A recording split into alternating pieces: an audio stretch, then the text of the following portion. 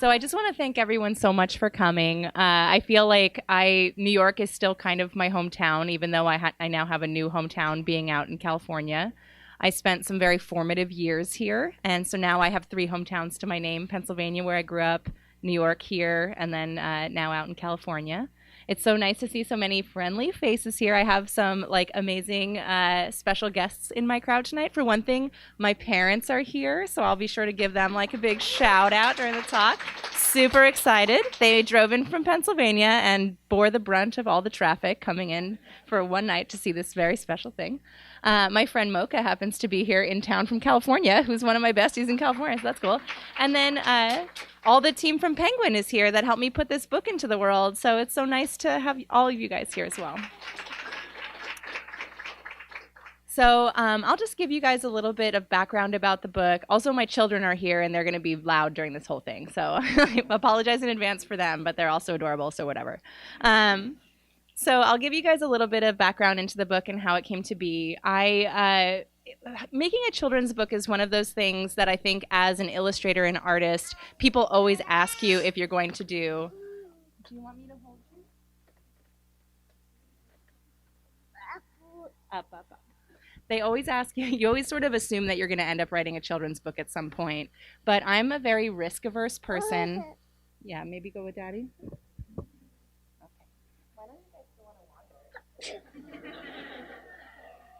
But you can stand next to me, Ramona, okay? Okay, you're much heavier than your brother, so we'll see how long this lasts. But yeah, I mean, I've always thought maybe I will do a children's book, but I'm the kind of person that doesn't like to do research projects. I like to do work that I feel I'm very familiar with in advance. No, I think that's it. Can you sit with Nana and Papa, please? Or you can stand next to me for now. But yeah, I don't like to do work that's like a research project. I don't like to decide like, oh, like I really want to do this thing in this space that I don't understand at all. I tend to make work that's a reaction to things that I'm learning on my own or that I'm interested in, because then I start to see like all the gaps and all the holes and all the things I want to do and all the ways that I feel like I could bring my voice to the work versus trying to insert myself into a space I don't know. So when I had my children, I had my daughter, and it was finally when I was re-exposed to children's books, because I wasn't one of those artists that collected like beautiful picture books throughout college and things like that. I wish I had, but you know, I was also like living on the top ramen and all that stuff for a while, and then eventually, you know, saving my money like crazy, like a crazy person, trying to buy an apartment and do lots of grown-up things because we all want to grow up faster than we should. So I ended up, when she was about 9 months old, we were reading to her like crazy. So hopefully my thing here. There we go. So Ramona's in the front row here. She's 3.5 now. And we started reading to her like straight up from the day she was born, basically, which is, I think, a very like first-time parent thing that you do. You know, like you get the black and white books that you let your kids stare at before they can even comprehend things. And by the time she was 7 or 9 months old, she was turning the pages herself, and it felt like this really like rich experience with her at bedtime, especially as a working parent, because we didn't get to spend all day with her. And so I started thinking about what children's book would I make, and especially what kind of bedtime children's book would I make, because this really felt like the only time that I got to read with my kids. I had friends that had very early risers, and they were like, oh yeah, well we read like 30 books before sunrise, and I'm like, I'm blessed with a child that sleeps until 8, so I really only read at nighttime. She's still on California time full on. She woke up at 11 a.m. this morning. It was just crazy. So I started seeing these sort of themes emerge at bedtime. And there was one, the Goodnight Objects book. So all of the books that are, you know, basically based on Goodnight, the popularity of Goodnight Moon. And some of them are good, and some of them like leave a lot to be desired. But they're all just good night, random thing in the room, good night, all right, and lights off at the end of the day.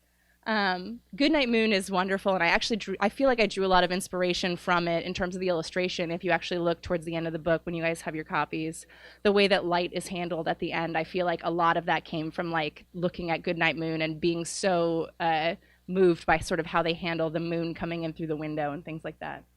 The next book, which is a very handy book for a very brief time frame, is the Bedtime Routine Reinforcement book, But it really only works if you use like some beloved character like Daniel Tiger or Elmo or something like that. And this is just for those moments when you're like holding your 2-year-old on the ground, brushing their teeth. And so this space I didn't really feel the need to exist in, but I'm happy that it existed for that like 6 months that we desperately needed it. And then the other like mega category that I saw for bedtime books were what I would refer to as the parent cry genre. And those are all the books. I actually think that my parents actually might have bought me this one. And they're full of these like amazingly moving books, but they are the ones that just bring you to tears because they're all meant to like sort of show you how beautiful being a parent is and how like, you know, a lot of times they're given from grandparents to parents. The one that comes to mind that I can't even get through a single reading is a book called Someday. And it's all of this mother talking to her child, and then the child grows up, and then the mother becomes old, and then the mother's not there anymore, and then by the end you're like, you know? And so I felt like there was a lot of, these were the mega categories that I saw, and I felt like there was a lot of room for making other books that touched on these really deep subjects, similar to the parent cry genre, but something that could be a really good experience between the kids and the grown-ups and feel a little more close to a kid's experience. And so one of the things that I really care about is like making people feel motivated to be their best selves. I feel like I spend like 80% of my life doing this. If you ask me like what I did for a living, like answering emails from random young designers, helping them to get through trauma is like probably like a huge chunk of what I do. But I find a lot of fulfillment from it. And I think part of it is I am definitely a person that like does not deal well with harsh criticism. I'm not a person that, you know, if you are the art teacher that like burns the thing on the wall trying to motivate you, that does not motivate me. That shuts me down. And I think that I saw that through myself, that all I need is just the tiniest bit of encouragement. And when I get that from the right person, like I can push myself to the craziest limits. And so I wanted to make something that was really encouraging, but then also something that sort of talked about realistic expectations. And so while the book itself is very much an aspirational book, the biggest theme in it is actually about self-forgiveness when you don't achieve the goals that you set out to do. So I found this, like, I did some Googling of like positive attributes, like you Google like list of positive attributes or whatever, and some random MIT grad student from whenever made like a text document that exists on the internet that has hundreds and hundreds of positive attributes in it. And I went through and I culled it down. I made a big spreadsheet because that's how I operate sometimes.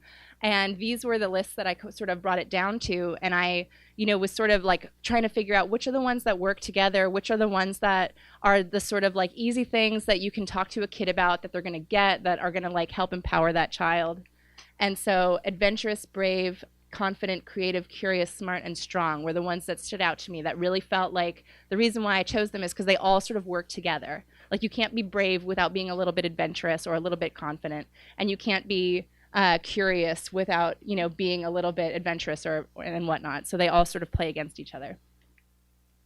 And so I'll show you guys a little bit about how my sketches, I won't read the book to you guys tonight because you will all have copies of the books and can have an intimate, lovely experience reading it yourselves. But I will show you how some of my art comes to be. So my sketches, I sketch on an iPad Pro a lot now. I used to sketch entirely just in pencil and paper, but I found that the iPad Pro has opened up worlds to me, especially when it comes to children's book stuff, because I consider color much earlier in the process than I ever had before. Usually I'm the kind of person that says, oh, we can change the color later because I work in vector and it's so easy, just change the swatch. But this book I ended up doing a lot of color studies for and really choosing like a palette before I even got started on the art. So this was the sketch for the Smart Spread. And then that's how the final turned out. This was the sketch for the creative spread. And that's how the final turned out. So sometimes I sketch more loosely and sometimes I sketch more tightly. I think it just kind of depends on how in love with drawing I am on any given day, and also how much I know I'm going to be able to just like run with it once I'm on the computer. And one thing that's really cool is like because I do work in Procreate, it saves out these little time-lapse videos, which hopefully it will play for you. No. We may not have videos as a part of this because I handed a slide deck over. No, that's okay. This is what the sketch looked like for this guy. And then that's how the final looked. And then so there's a lot of these big hero images. I chose those words, and it's not every page is not a giant word. There's, a lot of actual interspersed narrative illustration in between. And so you would think that these would be sort of like the hero images throughout the book, but really the most important part of the book are the last two spreads, which go, tomorrow I'll be all the things I tried to be today, adventurous, strong, smart, curious, creative, confident, and brave. And if I wasn't one of them, I know that it's okay. But tonight I'm very sleepy, so now it's time to rest. Tomorrow I'll be all these things, or at least I'll try my best. And so I just really wanted to end. The reason why it's not today I'll be is because if it was today I'll be, you would never have a moment to reflect. It needed to be this circle where you got to talk about the things you wanted to be, you got to aspire to those things, but you also got to reflect on whether or not you were those things and have a conversation between the parent and child, within yourself, depending on how much you could get it. But I just really love the idea of self-reflection being a big part of a very early life, and something that we all need more of anyway. So hopefully my trailer flies here. There we go. Oh, I do need sound for this guy though. Do you guys have sound on the slide deck here? Nick, my buddy, do you have sound on my slides here? Oh, gotcha. Okay, well, I can show you guys the trailer without sound. It has lovely things, and you can see it on the internet with sound. But it'll give you a little idea of what some of the art looks like. I worked with a Portland-based animation studio that I did some work for to make an animated book trailer. And then my friend Olga Bell, who's a musician, an amazing musician, she made a backing track for me. And it was just super magical to see all of my stuff move around. I had never seen it happen before. And they ended up making a cell animated trailer rather than using just After Effects and making all my stuff puppet around, which was really cool. But yeah. So now I'm here to answer any questions that you guys have, and then we'll do the signing. I have a roaming mic. Jessica, sorry about the sound. Oh, no worries. Does anyone have any questions for Jessica? Yes. So I'm curious about the illustrating and the writing process. Do you kind of have a story in mind that you illustrated and then kind of filled in the gaps with words, or? Well, it was really what was super weird about the process is that I released a book about lettering before. So I have a book called In Progress that's about my lettering process. And when I worked with Chronicle for that, I had to deliver a final manuscript of the book before I could actually design it or gather art for it, which seemed like totally bananas because it was a book about showcasing my art. But what it did is it made me have two roles, the author and then the designer and illustrator. And I actually found that helped me a lot in working on this book. So I worked on the manuscript first, but it felt like I had these two people that I was working with at the same time, the author side and the illustrator side, and they could kind of communicate with each other. So I worked on the manuscript, but whenever I had a question about what's going to be on this page, I could talk to the illustrator side and be like, oh, don't worry, even though we're not saying what's going to be on the page in the manuscript, we'll do it in the illustration. And that's something that I think not a lot of authors are illustrating their own books. And it's something that is really nice for me because I have a very clear idea of what the content is going to be on the page and what I want to say. And I get to sort of, give myself as an author more freedom to be a little looser with the words than a lot of authors I feel like can be. They have to be very descriptive and visual. But writing is much harder than art for me, so it takes a lot longer. I've got one. You went into a little bit about your visual inspirations and writing inspirations in the form of children's books. Do you have any other things that really just do it for you, visually, and inspire you to make work, either with this or with your other endeavors? Well, there's lots of things that do it for me visually because I think I have visual ASMR. So I have a lot of weird Instagram folders full of slime videos, and those do it for me visually in a big way. But that's a very different thing than what you're asking. So I don't know. I feel like I get inspiration from really weird things. I don't look at a lot of lettering online because I feel like it intimidates me more than inspires me. Just because I think about what I'm capable of doing, like, with my work while being a parent, while doing all this stuff, and seeing people that are doing amazing things within my specific field shut me down much more than open me up. So I tend to just look outside of it, like photographers, looking at fine art, looking at textile design, a lot of things like that, fashion and stuff like that. I'll get really, like, amped about someone else's creativity, even if I can't pull it into my own work, and then that makes me be like, ooh, being creative's fun, Thank you. Any other questions? Oh, we got one all the way over there. Give me 1 sec.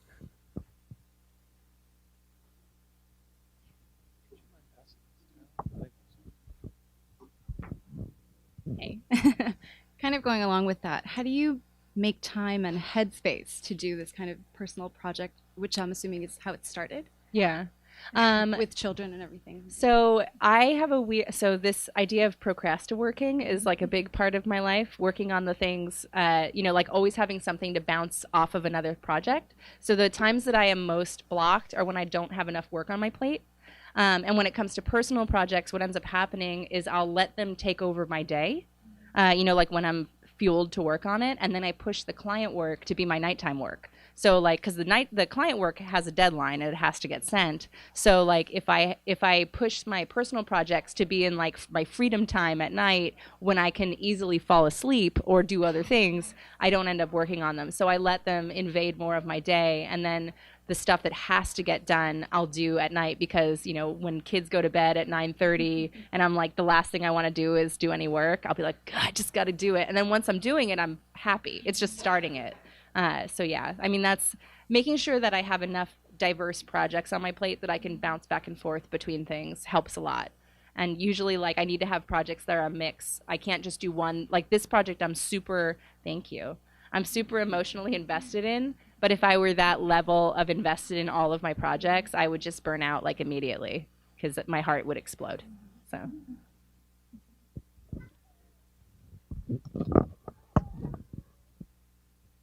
Got time for 1 or 2 more if anyone has a burning question. Yes, 2 people. Awesome.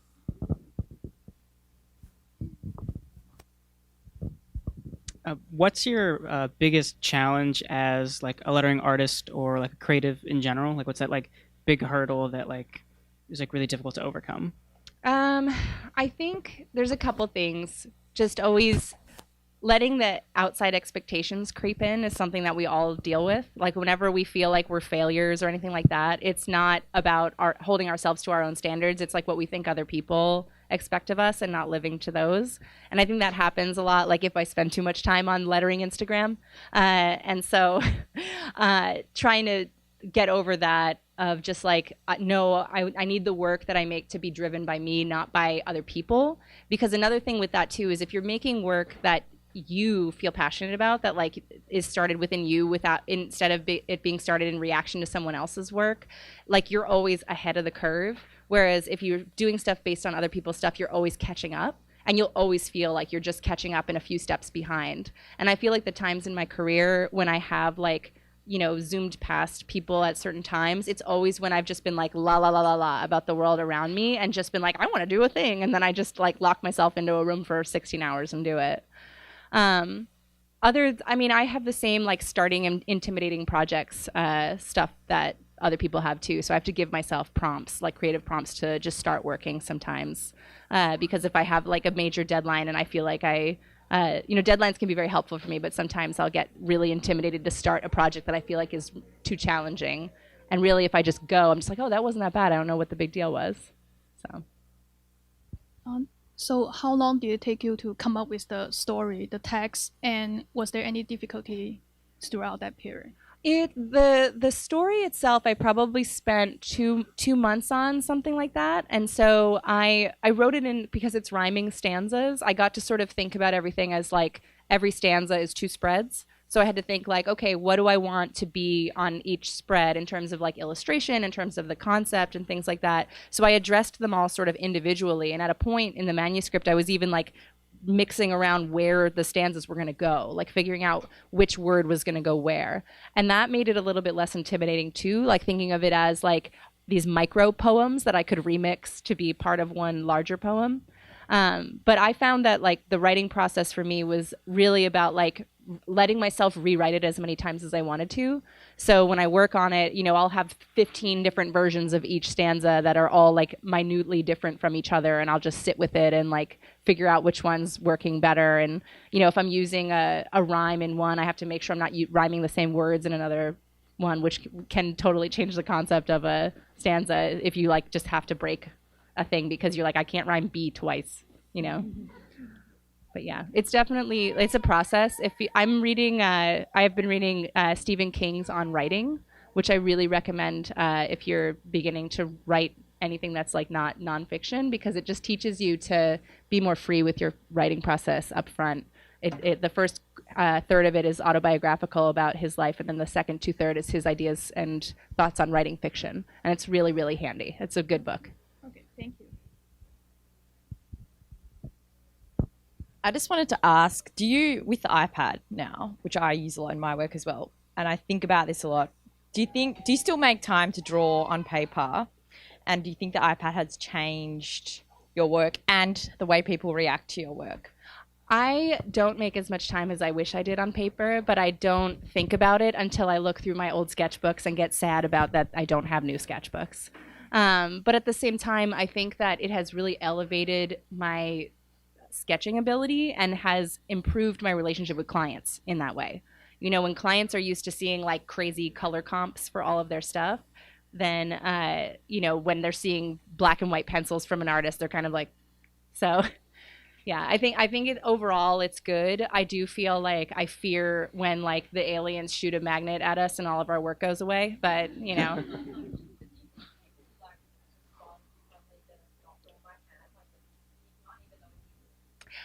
I've always dealt with that though, because my finals are digital. They've always have been. So like, even though I was making pencil sketches for so long, because my finals weren't by hand, I would always have to be explaining that it's from scratch, but on the computer. And I think people think that the computer does a lot of magic that it doesn't actually do. So I always just kind of have to explain like, no, I mean, you're technically not drawing by hand unless you prick your finger and draw with the blood flowing from your finger. So it's all a tool. But yeah. All right, we have time for one or two more quick questions. What has been the most beneficial long-term habit, whether it's weekly or monthly, yearly, for your lettering work specifically? One of the best habits is actually sequestering all of the non-lettering work to a specific time zone or day, because I think that that's the thing that becomes an issue, is that the rest of it takes over.